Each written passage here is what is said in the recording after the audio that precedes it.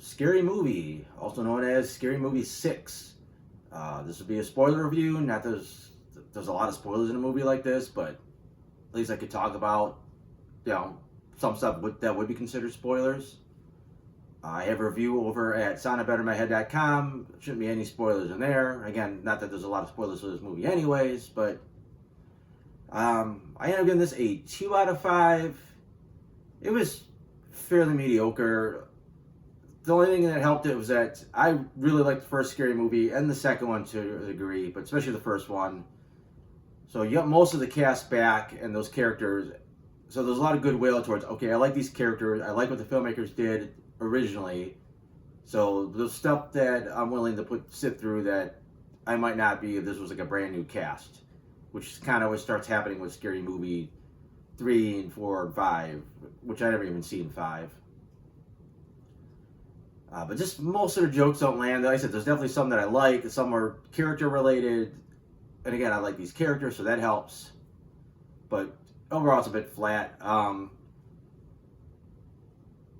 I saw... The last Scream movie I saw was just titled Scream, but it was basically Scream 5. And this seems to be parodying that. I haven't seen Scream 6 or 7, but I think it works out because it's mostly doing Scream 5. What Scream 5 did was introduce some new characters that were going to take over the franchise from the OGs. They sort of do that here, but none of them are very interesting. They don't put any real effort into like defining them or making them even worth following. Ultimately, they don't even follow any of these characters. They all get killed off by the end of the movie. So I guess that's part of it. But none of them were that interesting, anyways. I didn't care about any of these new characters. Olivia Rose Keegan plays Sydney's oldest daughter, and she does kind of sound like a young version of her, but like I said, she's like kind of like the main new character, and she's just not very likable and just kind of annoying. And again, it doesn't matter because she doesn't make it out at the end of the movie, but essentially you have to completely rely on these returning characters to be interested in what's going on. And then some of the other parodies they try to throw in, they feel shoehorned. Like there's could have been a more natural way to fit some of this stuff in here. Like they do Sinners twice. The first time was completely unnecessary. The bit they did was actually kind of funny with Ray, overcoming his gayness. There was some funny stuff in there, but there was no reason for it to be Sinners. It was just they have Sinners in there. And they also did it again, and it's in all the trailers where the three characters show up at the door for the party, and they're kind of dressed like the vampires from Sinners. And it's just completely just thrown in there for no reason. It's not even that funny. There's a little funny bit where they sing the Jefferson's theme song, but the scene and stuff didn't even make sense. Like, why did they suddenly dress up like these Sinners characters get into the party, and then they end up just going around in the back door anyway, so it didn't even matter. It was just, like I said, it was shoehorned in. They made fun of the substance, which was also felt a little shoehorned, but at least it worked a little bit better. And again, most of the other shit the movies they do, and they just it's just sprinkle it. It's not too bad. The weapons almost worked with the kids. This time they got high off of edibles, and that's why they're running down the street. But the ADR they put on the kids saying stuff, it wasn't the funniest thing. None of the kids are clearly... It was a bad match. None of the kids are talking at all. Like you can see their mouths aren't moving, but they're all yelling stuff. And it kind of almost killed the vibe. It almost would have... There had been a funnier way to do it. As far as jokes that worked, I guess, if we're going to go back to this. Like, some of them were terrible. Like, there was a Epstein file joke that just came out of nowhere, and it was just there just to make fun of the Epstein files for some reason. But then there was a January 6th joke that was pretty funny. About that's how Doofy got pardoned. Obviously, Doofy was the killer in the first film. Again, I don't want to go to every joke that was funny, but there was a couple good ones. And the plot itself, again, it was just basically Scream 5. And it just starts sputtering out right when you get to the third act. It's like, okay, where is this going? Like, what? I'm losing interest in what's happening now. The jokes aren't that great. The story's not that great.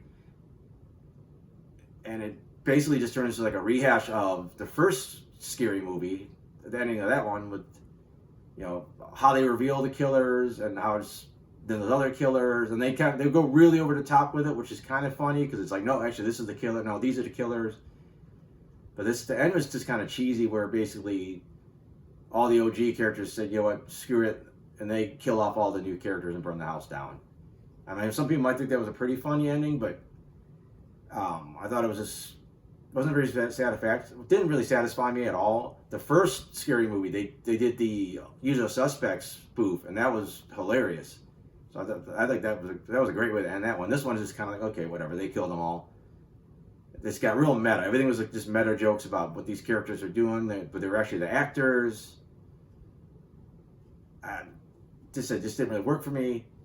Another thing that was shoehorned in there was a real quick joke about Longlegs, and they also brought back Chris Elliott's character from the second scary movie, but the joke was completely out of, like, didn't even fit in the movie at all. It was a completely randomly thrown in there. The only thing I guess it led to was apparently there was a post-credit scene that brought that back, but it was a spoof of the Longlegs, and I never saw Longlegs, so it just would have wasted my time if I stayed for that. And the other mid-credit scene wasn't even worth staying. It was a spoof of Nosferatu, the new one, that wasn't even funny, and it's just like, why is this here? Like, why did I stay a couple extra minutes for this?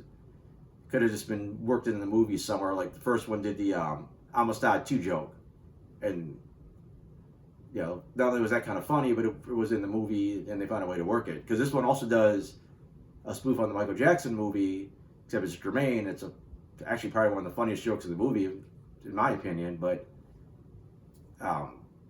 it's a nitpick. Basically, I'm saying you don't really stick around for the credits, mid-credit or post-credit, if you're planning on seeing this movie. And the other thing I just want to mention is that there's too many callbacks to mostly the first scary movie, but I think there's a couple for the second. Just over the top. Like, if you complain about how much The Force Awakens referenced earlier Star Wars, it seems like it's worse here. Like, at first I like it, because I like that first movie. I'm like, hey, there's that for that first movie, and oh, that was funny from the first movie, but constantly in this Shorty, in the first movie, there's a point he gets called by Ghostface, and there was a bit there they did with the "What's Up," and then he runs into him again, and he ends up getting a high, and they have like a little rap battle. And then they have two things here where Shorty runs into Ghostface, and they kind of like hang out and pal around a little bit. It's like, okay, we've seen this. This is the fourth time now. It's just, I don't care. And then, not to mention the time he caught him, and he just sends him into like K-pop Demon Hunters for no reason at all. And that little bit was only kind of funny just because I've seen K-pop Demon Hunters. I get the song and I get the reference, but even that wasn't that great. It was just there. It's like, okay, this is just trying to be topical. But I don't go too crazy about this movie. It's, again, if you like the first couple scary movies and those characters, and you like this kind of parody and satire, you'll probably get a kick out of some of the jokes in this one. But if you didn't like the first couple scary movies, there's nothing here that's going to win you over. It's like none of the new characters are likable, and if you don't know who the old characters are, you're probably not going to care about them either. And it also really helps if you've seen at least the first Scream, but realistically Scream 5, if you want to understand most of the major references here. And that's it. Again, I got the pretty much spoiler-free versions of the review up. There's some other TV show reviews, some movie reviews. Those are over at soundedbettermyhead.com. Oh, and I also got a comic strip I do over there if you want to check that out. Other than that, thanks for watching.